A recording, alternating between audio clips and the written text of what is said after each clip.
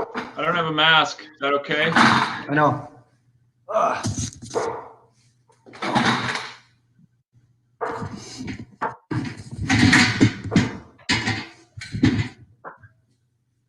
We're live. Yes. We're back. Hello, people. I'm in the same place. Olivier's in a new place. I am He's in the my big kitchen because we're saying food. So this is my.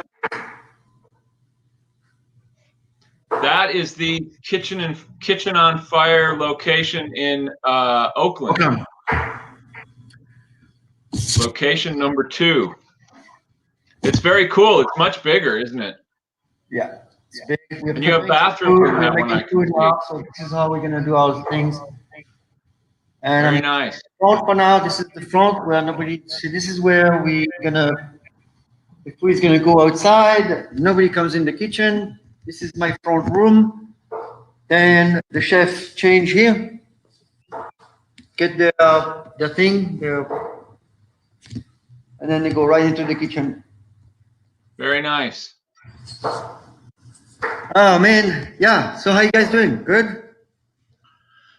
Beautiful. Went to the grocery store today, waited in line, bought a bunch of food. So, great. Well, we have a great show today. I'm still working, I'm still working, so we're all working. Good, good. Keep an eye on those people in the back. Do you have actually cooks there today? Today we are cutting only. Tomorrow we cook. Wednesday we package. Excellent. Well, that's a great coincidence because we're going to talk about knives today. Perfect. We're going to talk about knives and we're going to talk about some other stuff. We'll see what we get to.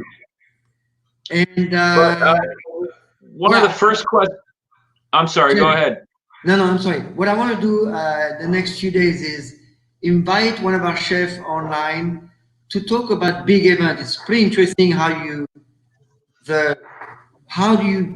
you prepare to make food for 100, 200, 300, 400 people.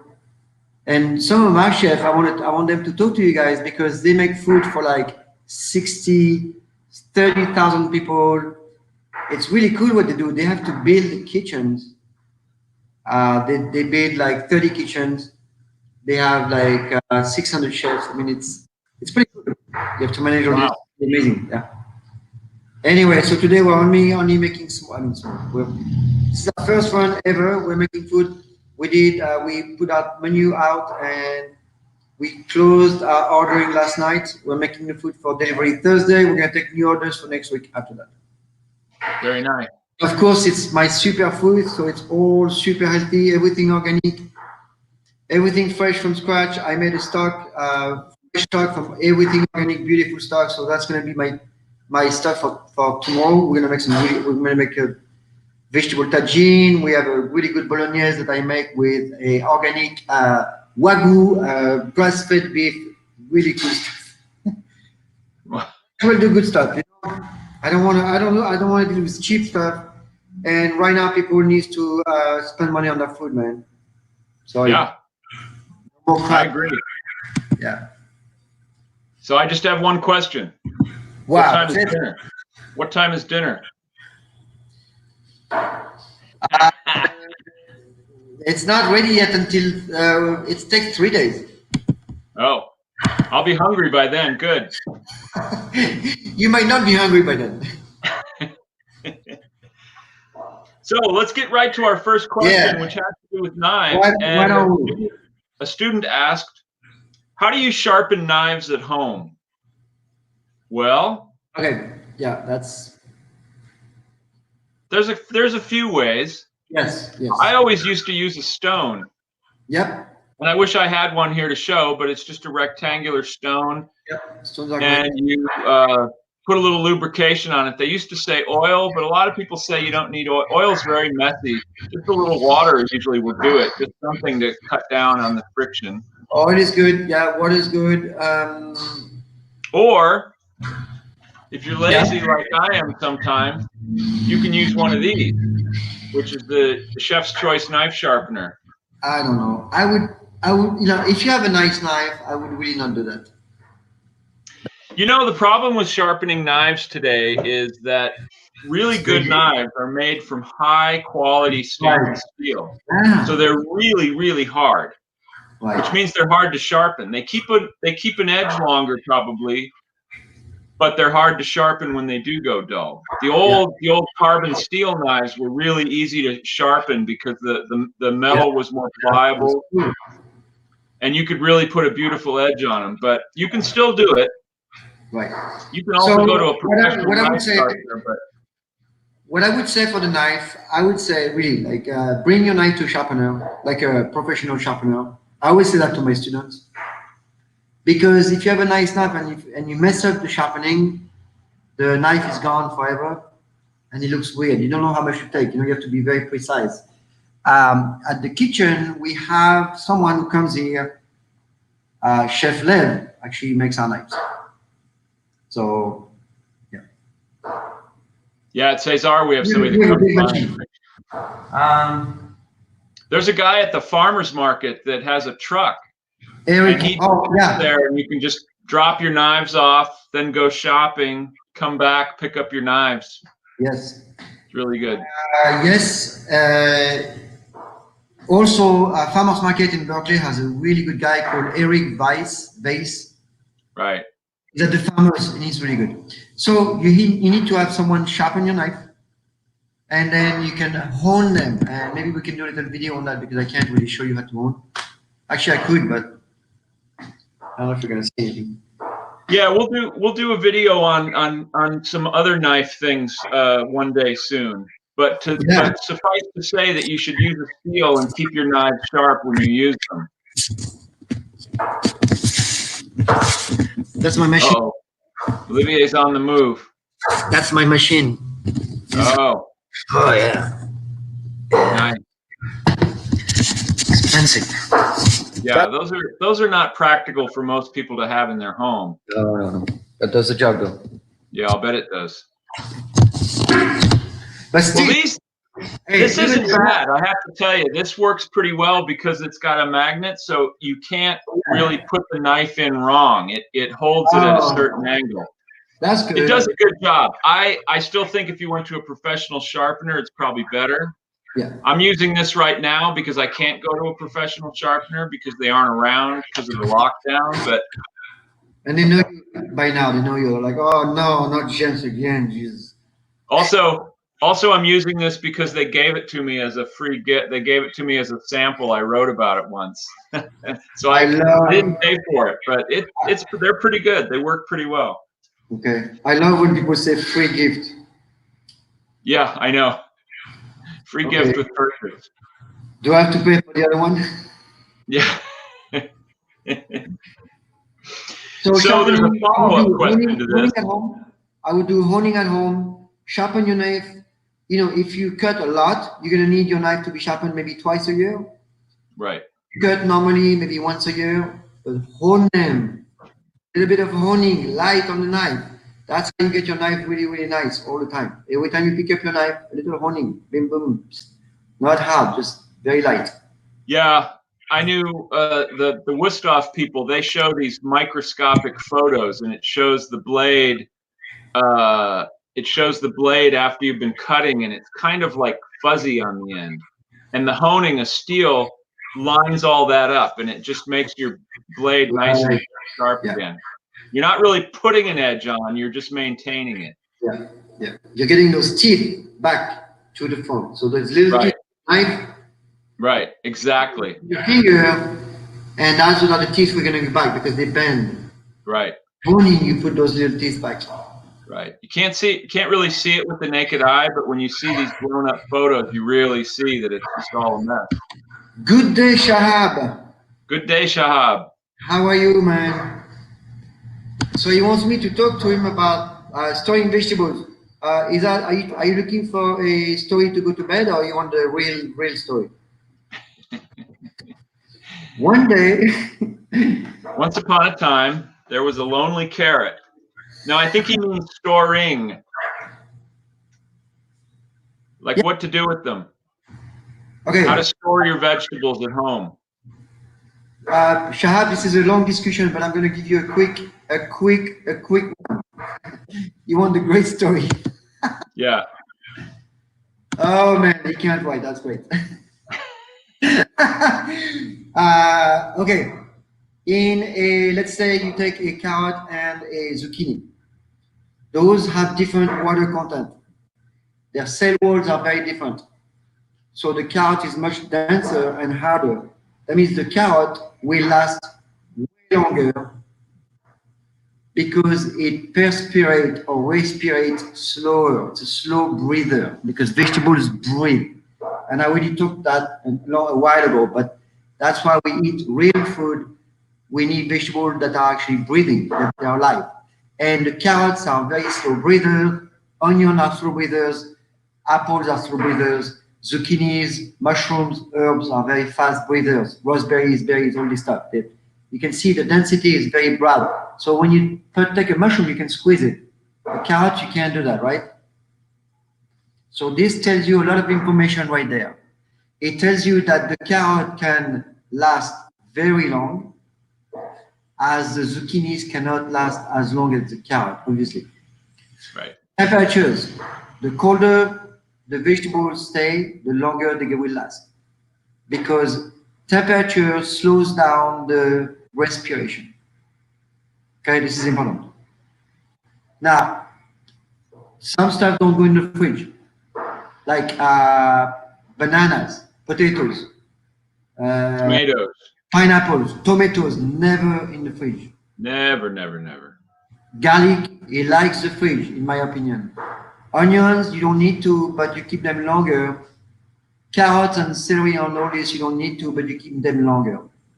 And herbs, everything in the fridge. And herbs, you can't keep them too long. So after a day or two, that's it, maximum.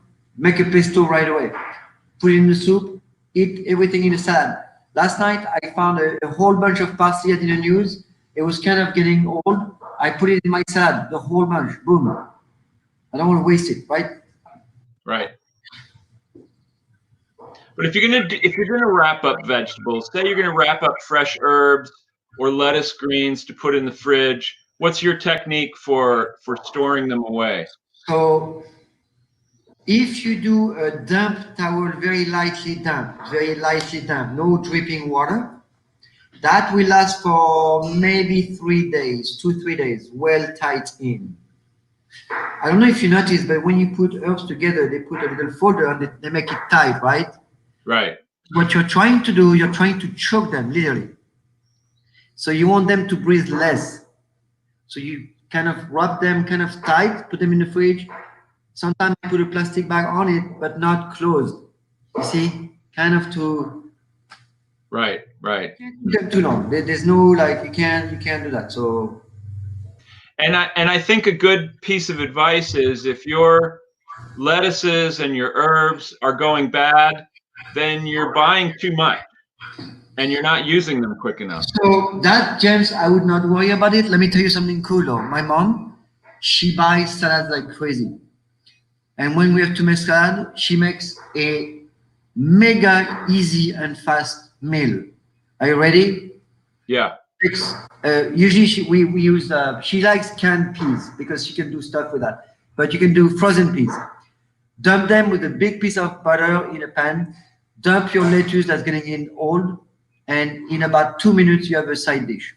Yeah, that's a delicious dish too. That's it. It's called the braised endives, braised lettuce, braised romaine. All these, don't let them go away. Just put them with peas, little bacon if you want. I like bacon, but put the bacon first, obviously. But if you don't do the bacon, you literally put a big piece of butter in the pan, dump your peas. If the peas are frozen, kind of reheat them for a minute, dump your salad, 1 or 2 more minutes, serve. Right. Awesome. It's very pretty. It's really good. You barely melt that thing, so you don't lose it. Yeah. Very nice. Great idea. My friend's grandmother, they used to use the peas in the can because there's a really cool dish she used to do. She take the peas, the pecan, the can of the peas. Yeah. drain half of the water, take some of the peas out, crack 1 or 2 eggs in there, go in the oven, eat that. Nice. Nice. Yeah. Canned peas aren't bad. They're not great on their own, but they're good if you're going to put it with other things. They're not bad. I like frozen peas better. Yeah, me too. Definitely. No, the cans, there was just a story, guys. I don't really use cans. Okay, I use frozen. Frozen peas actually is the best because they keep their vitamin C content. They're phenolic content. Because peas go bad like this, like herb. Yeah. They lose their nutrients like instantly almost. Peas are one of the nicest vegetables, though. It's one of my favorite things. And I hated them as a kid. You know why? Because we only had canned peas. And Mom would just cook them as they were and put them on a plate. And I'd just be eating these peas and I'd be like, oh, these are awful. Right. My dad finally taught me that if you mix them in with your mashed potatoes and gravy, then you don't notice them as much. But when I grew up, I discovered fresh peas. I had fresh peas. And it's it's a whole different vegetable. We eat them like this. We don't cook them. My mom, she pick them up, or even my son, little guy, Finlay, when I make peas, he just eat half of it just like this. Yeah. We grew them for a while. We grew English peas for a while, but my grandson would eat them like a snack. So there's a lot of nutrients in the beans, all the beans. Green beans, peas, very, very high nutrients. Okay? Lots of beta-carotene, chlorophyll, lutein, vitamin C, lots of vitamin C, which is very cool, and lots of phenolic compound on the green bean. It's pretty surprising how much nutrients is on these things. So you don't want to overcook them, obviously. Right. So do you ever want to throw a dish away? This is a question from a student. Do you ever want to throw a dish away? Oh my God. We have a craft dish that I don't really like that I'd like to throw away. One day we had this discussion, remember, on the podcast. Yeah. And you said I threw a dish at my brother once, and he had it coming. Believe me. You said not my dishes, but when I go to people's place, I like to throw at their dishes. I have been to dinner parties where I wanted to throw most of the dishes away. I've been pretty lucky. I've not thrown a lot of food away. I've made mistakes where things didn't come out quite like I wanted them to or as I expected them to. They weren't inedible. You just eat it. So I'm going to give you a very quick tip. Let's say a lot of people's issue is, for example, just an example, is the chicken. They make the chicken, they overcook the chicken, or they make it too tight or whatever, and it's dry. Right. They're like, it's too dry. It's fine. I'm going to tell you how to fix it. Let's say you make some chicken thighs and you cook them too much, or breast, and it's super dry. The next thing you need to do is you need to braise it for an hour. The same chicken. Forget that searing. Add liquid, wine, stock, whatever. Lid, braise very, very, very low for 45 minutes to an hour, and that chicken is going to be. That's a good idea. That's a good tip. You could also just throw it in a soup. If it's a chicken breast that's too dry, which is often the case, just heat up some good stock, throw some vegetables in, cook a little soup, and then just rip the chicken up. Either throw it in or put it in the bowl and ladle the soup up. Cut it small and it's going to rehydrate. Chicken, the chicken breast tend to dry. The chicken thighs much less. And when I cook chicken, I always buy chicken with fat, and I mean most of the time chicken with fat and bones. Yeah. Don't like to eat the skin. Don't eat the skin. I think it's great, but I think the skin is great if you go buy good chicken. But at least cook it in the skin. Right. It's cheaper. It's so much better. And cook it in the skin. Even if you remove the skin, that chicken is going to be fantastic. And if you invite me to dinner and you cook it in the skin, you can take the skin off and give it to me and I'll eat it. Yeah. I think the only time I've really ever thrown a dish away. Shahab, I need to show you. I think the only time I've ever thrown a dish away was when I just completely burned something to death. Like I had something in the broiler once and forgot about it, and it was gone. It was beyond toast. It was charcoal. Exactly. So otherwise, you can usually make things work. What happened on the chicken or anything that's too rubbery, Shahab, is the idea is this: when you cook something, it gets tight. The chicken start to lose the fiber contract. By contracting the fibers, the water goes away. There's a point you cook the chicken so much, like lobster, I don't know if you or eggs, it can be overcooked. It's so tight, there's no more water. The only thing to do is braise it longer, so now those fibers break down. And that's stewing. That's 45 minutes to an hour, very gentle. It's going to basically break down and grab those liquids surrounding. That's right. It. That's why too, with an older chicken that's not really good for roasting because it's too tough now, it's too old. Those are great for stewing, putting in a stew, because you can cook it long and slow. And like you say, it's going to break down and it's going to get moist again. Exactly. So when you make a stew here at the kitchen, stews are made with a cheaper piece of meat. Right. That does not mean a cheap meat. The piece of the meat is cheap, right? Less expensive. The piece, not the animal. I still buy it with organic, whatever, but the piece itself is cheaper. So if you guys pay for chuck $4.50 or something, or $3.95 or whatever, I'm gonna pay maybe $6.50 or $7, and I'm gonna get this incredible chuck. And still $7 or $8 is so cheap for, it's still price, but it's cheap, right? Pressure cooking, yes, that's the idea. Pressure cooking's interesting. I've never quite gotten into it, but I've done it before, and it's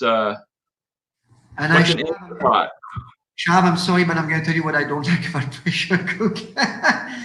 Instapots are absolutely fantastic. They are really a good way to cook. Lots of people cook with it. It's a lifesaver. It saves a lot of time. It's the food is always, pretty good. I like it. This is what I have reservations with.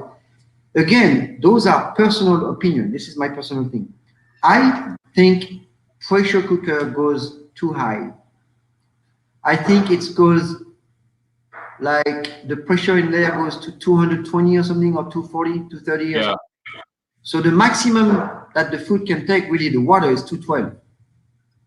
And we're able to raise the temperature a little higher.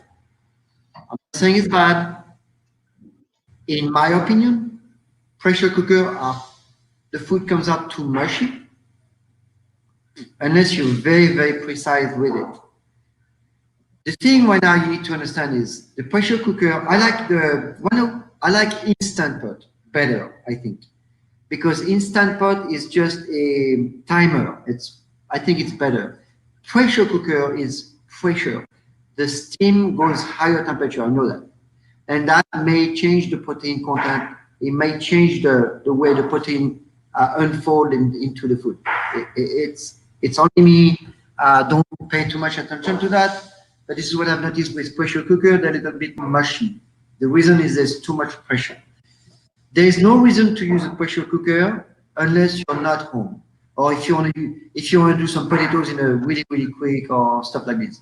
Otherwise, if you're such in a hurry to cook, that means your planning is wrong, because we're gonna have to change the way we cook, obviously, with all this stuff happening. And when I see those ads on TV, that person comes home, dump something in the microwave for 3 minutes. For me, I can reheat something in 10 minutes. If you don't have 10 minutes, you need to change your schedule thing, because if you can't get 10 minutes to be healthy, there's no point for that. It's not interesting for you. Maybe he's just a really busy man. Sous vide and pressure cooker for sale.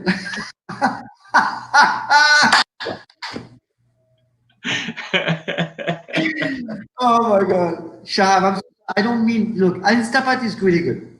Trust me. Because you don't have to watch it. Shahab, those are my, the thing is this, in the last year, I've been telling people, look, because I know biochemistry. I study a lot of science and stuff like that, and I can explain to people. But there's one thing I want to point out also is I'm going to be 60 years old next year. I've never been sick. I'm not sick. I don't get sick. I get maybe a cold every year like everybody, but that's pretty much it. I have no pain. I have no issues. I've never been. So what I do should be pretty, you can follow my lead. I eat pretty healthy. I don't eat anything in the picture with the picture, so no processed food at all, zero ever. And I eat everything: meat, cheese, eggs, vegetables, lots of vegetables, of course, lots of salad, fruits, and beer and croissant and all the goodies, cafe, chocolate. Yep. I've never been sick either.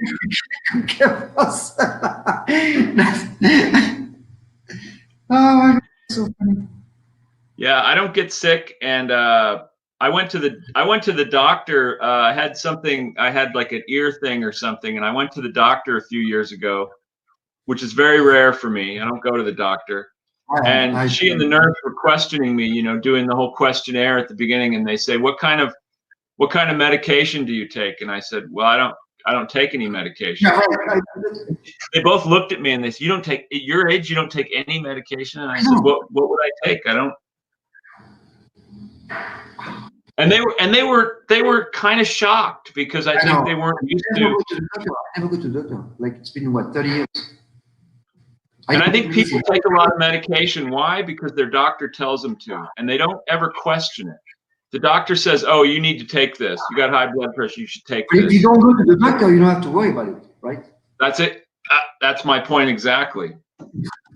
So, yeah, avoid pharmaceutical. That's absolutely. Yeah. All you're doing is making some people very rich. For no reason at all. But a friend of mine told me once, he said, every time I go to the doctor, he gives me a new prescription for something. I said, well, quit going to the doctor. Hippocrates said that the best medicine is the soup pot. Soup pot? Yeah. I mean, he was speaking metaphorically, but in other words, your food should be your medicine. This is actually very important. So to come back to the instant pot, when you cook stuff, you have you lose pretty much not a lot. You lose your vitamin C and your B complex. You don't really lose them; they just evaporate or go into the water. So when you do an instant pot, it's great because there's no extraction. You don't lose anything. So you can pretty much count on not all your vitamin C because the heat will destroy some and you're going to leach out, but a lot of your B complex and all of your other elements. And if you put garlic and onion, so onion can cook for a long time. Garlic, I would put them in the last 10-15 minutes. It's to get all the benefits. But that's the cool thing about Instant Pot.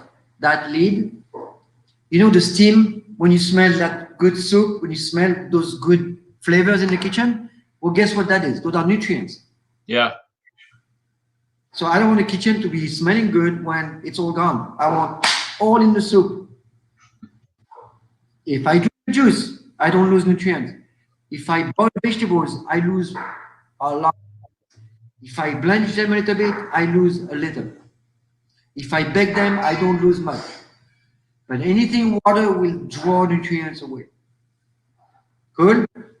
Good advice. Good advice. Well said, Chad. Well said. And if you take the cover off the soup, you should put your face over it and breathe deeply. I know, man. Well, that's why they do those. It's a. Yeah. You do that because the nutrients goes in. You do that with lemon and garlic, rosemary. You put your head, and you get those oils. Yeah. Yeah. This is a great time to be making soups too. You can make your own stocks. You can do all kinds. And if you have stock, if you have a big jar of stock in the fridge, you can make soup in an instant. And you can drink that. Yeah. Well, you can do that too, but we make soup out of it. We'll roast some cauliflower and then put stock in it, do our little blender, and boom. So we're almost out of time. I want to thank everybody. We're going to have more questions tomorrow. Thank you, yeah. And thanks for joining us. Don't be afraid of your kitchen. Everybody stay safe, stay well. Fan of pickling. Yes. Let's talk about pickles tomorrow, Chef. Okay, let's talk about pickles. Pickles actually, are very good for you. Pickling is actually a really great way to make vegetables and eat them all week long without any work. It's one way to eat vegetables all day long and have kids eat. Fermentation is your friend. All right, thanks everyone. You know, he's been doing some pickling. You know, it shows on your profile picture. I've been getting pickles lately too. See you tomorrow, Shab. Thank you. Adios. Bye, James. Thank you so much, man. Bye, everybody.